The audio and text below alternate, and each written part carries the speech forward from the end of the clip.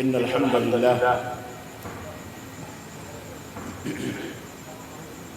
نحمده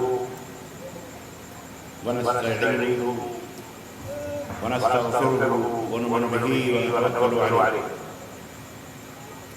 ونعوذ بالله من شرور أنفسنا ومن سيئات أعمالنا من يهده الله فلا مضل له ومن يضلل فلا هادي له واشهد ان لا اله الا الله واشهد ان محمدا عبده ورسوله اما بعد فان خير الحديث كتاب الله وخير الهدي هدي محمد صلى الله عليه وسلم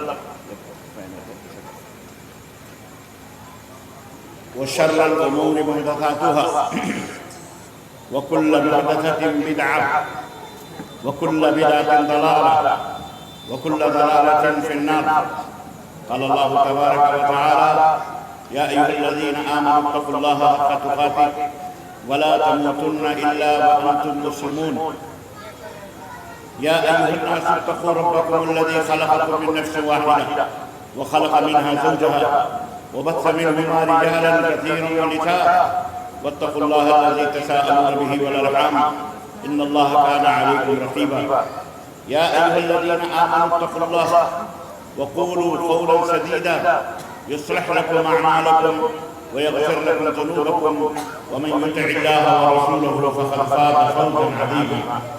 اللهم صل على محمد وعلى آل محمد كما صليت على إبراهيم وعلى آل إبراهيم إنك حميد مجيد. اللهم بارك على محمد وعلى آل محمد كما باركت على إبراهيم وعلى آل إبراهيم إنك حميد مجيد. تمام قسم کی حمد و ثنا کبریائی اور بڑائی اس اللہ عز و جل کے لیے لائق و زیبہ ہے جس نے ہمیں اور آپ کو پیدا فرمایا، اور بیش بہا درود و سلام اس ذات مبارکہ مطہرہ پر جن کا نام نامی اسم گرامی احمد مجتبی محمد مصطفیٰ صلی اللہ علیہ وسلم.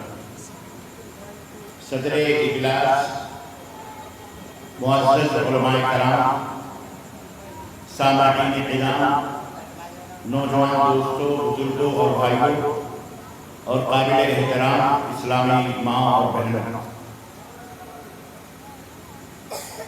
آج بتاریخ 29 اکتوبر سن 2024 عیسوی کے دین رحمت کانفرنس کی اس عظیم الشان مجلس میں جو جامعہ رحمانیہ کٹیہار کے اس خوبصورت صحن میں منعقد ہوئی ہے، اس مجلس میں جس موضوع پر آپ حضرات کی خدمت میں قرآن و سنت کی روشنی میں کچھ باتیں چند لمحوں کے لیے رکھنے کے لیے جو حاضر ہوں وہ موضوع ہے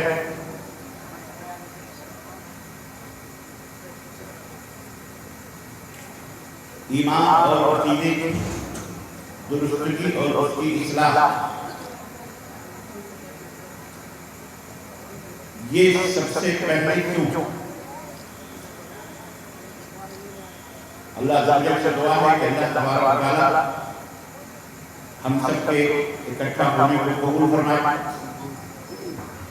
اور جس مقصد کے لیے یہ مجلس منعقد ہوئی ہے ان منعقد کرنے والوں کی ان مقاصد میں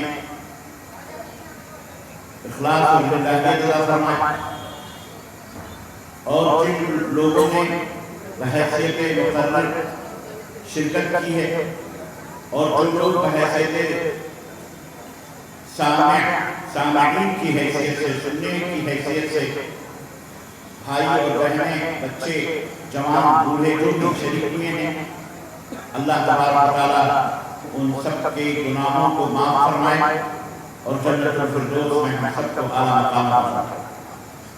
عزیزان گرامی، یہ مجلسیں، یہ اجتماعات، یہ جلسے، یہ کانفرنسز جو منعقد ہوتے ہیں، کئی مہینوں کی ارسریزی اور کئی مہینوں کی جد و جہد اور کئی ہزار لاکھوں روپے کے خرچ کرنے کے بعد اس طرح کے اجتماعات ہوتے ہیں۔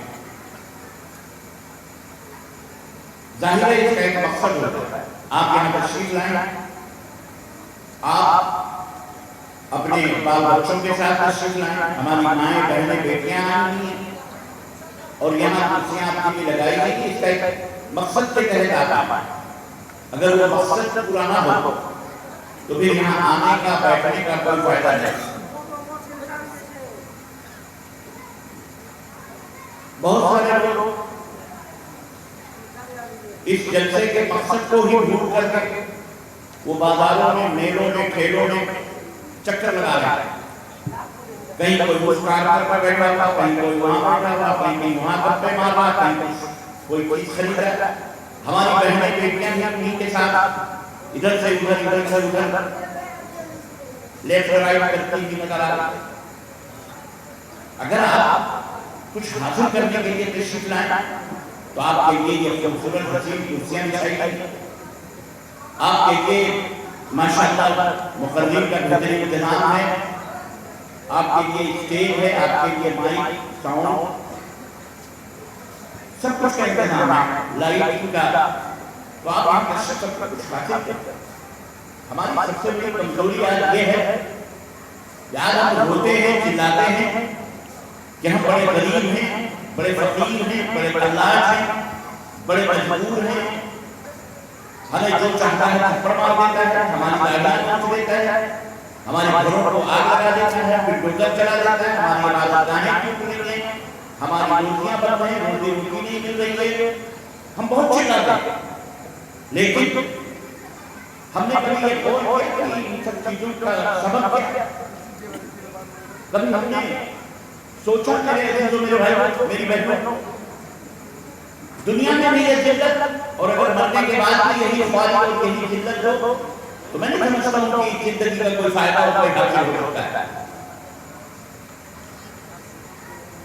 اللہ کے رسول نے ہمیں ایک دین، ایک راستہ بتایا ہے تعمیر کا، ترقی کا، کامیابی کا۔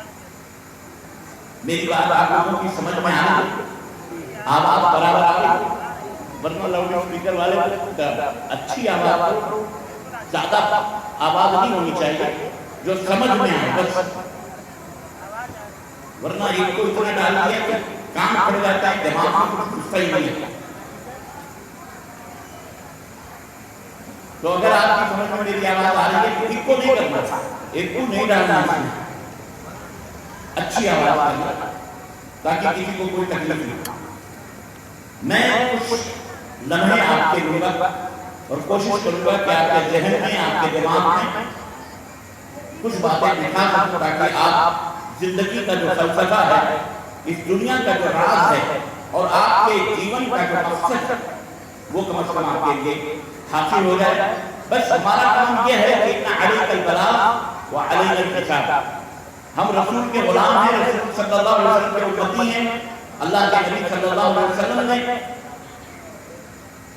جو دین چھوڑا ہے اس دین کو پہنچانے والے ہیں، من وعن، جیسا اللہ کے نبی نے بتایا، جیسا اللہ نے بتایا، بس ہماری ذمہ داری یہی ہے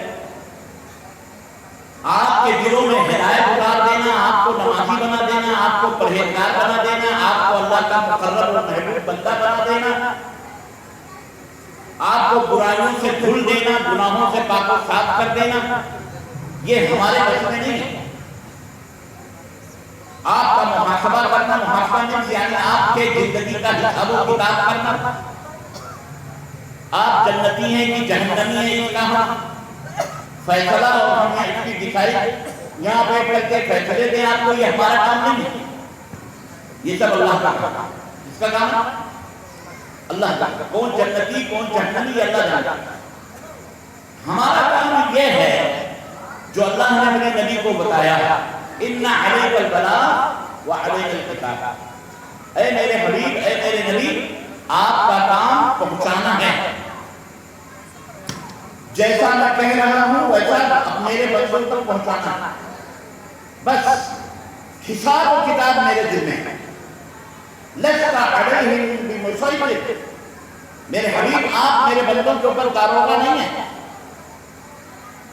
آپ صرف گرانے والے، خوشخبری سنانے والے ہیں۔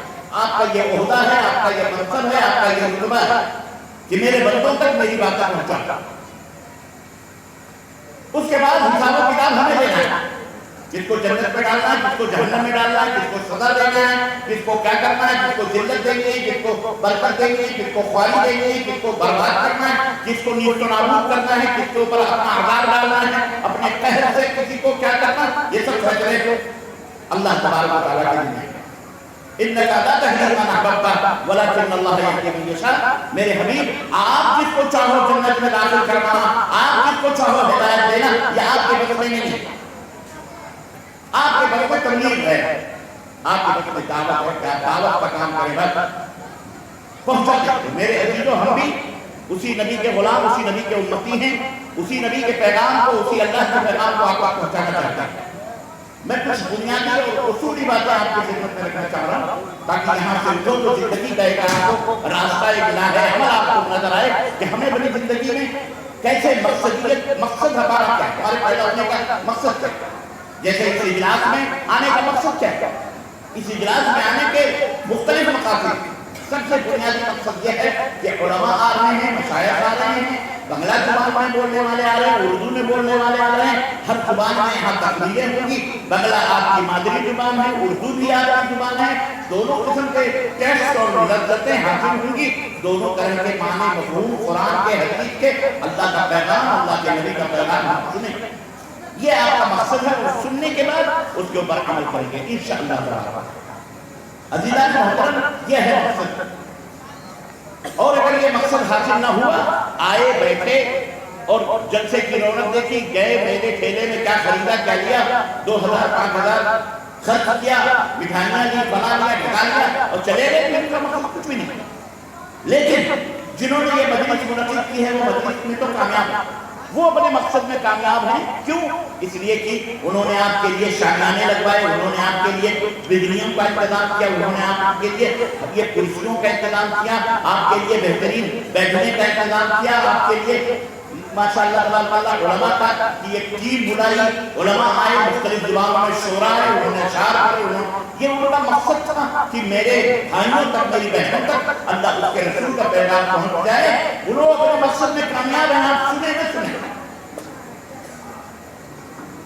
اس لیے میرے عزیزو، آپ سے درخواست ہے کہ آپ اپنی نیتوں کو درست کرتے ہوئے یہاں جو بات کہی گئی ہے جس زبان میں اللہ کے لیے عمل سے زندگی بنتی ہے، جنت میں جہنم بھی، یہ خاکی اپنی فطرت میں نمونی ہے، جناری ہے، عمل کرنے کا جذبہ آپ کے اندر پیدا ہونا چاہیے۔ آپ کے اندر ہم سنتے بہت ہیں، 7-8 بجے سے مغرب کے بعد سے ہی شاید تقاریروں کا سلسلہ شروع ہے اور تقریریں کہی جا رہی ہیں، سنائی جا رہی ہے، ماشاءاللہ ایک سے ایک مقرر بول رہے ہیں۔ لیکن اگر ہم نے ان باتوں کو سمجھا نہیں، عمل نہیں کیا تو کوئی فائدہ نہیں۔ ایمان لانے کے ساتھ ساتھ عمل بھی ضروری ہے۔ سب سے پہلے ایمان، اس کے بعد عمل ہے۔ یا ایھا الذین آمنوا، یا ایھا الذین آمنوا، قرآن میں اللہ رب العزت نے کئی جگہوں پر اے ایمان والو، اے ایمان والو، اس کے ساتھ عمل کا بھی تذکرہ کرنا ہے۔ اگر آپ نے عمل نہیں کیا تو آپ بھاگے نہیں، آپ کی زندگی کا، آپ کی زندگی کا کوئی مقصد ہی نہیں ہوا۔ سب سے پہلے آپ یہ سوچئے کہ آپ مسلمان ہیں تو کیوں مسلمان؟ ہم مسلمان ہیں تو کیوں مسلمان؟ وجہ کیا؟ کبھی آپ نے غور کیا؟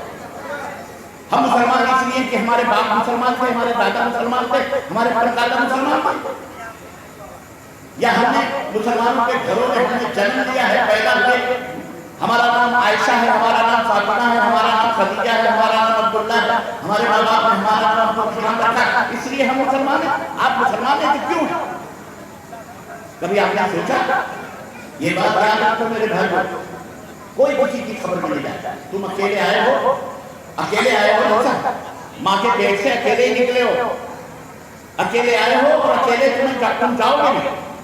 تم نے دیکھا ہوگا کہ ہم میں جب کوئی مرتا ہے تو اس کے ساتھ نہ اس کی بیوی جاتی ہے، نہ اس کا بیٹا جاتا ہے، نہ اس کے اجازاری جاتے ہیں، نہ اس کے مولوی جاتے ہیں، نہ اس کے پیر جاتے ہیں، نہ اس کے پگارے آتے ہیں، نہ اس کا مرشد جاتا ہے، کوئی نہیں جاتا ہے خبر سونے کے لیے۔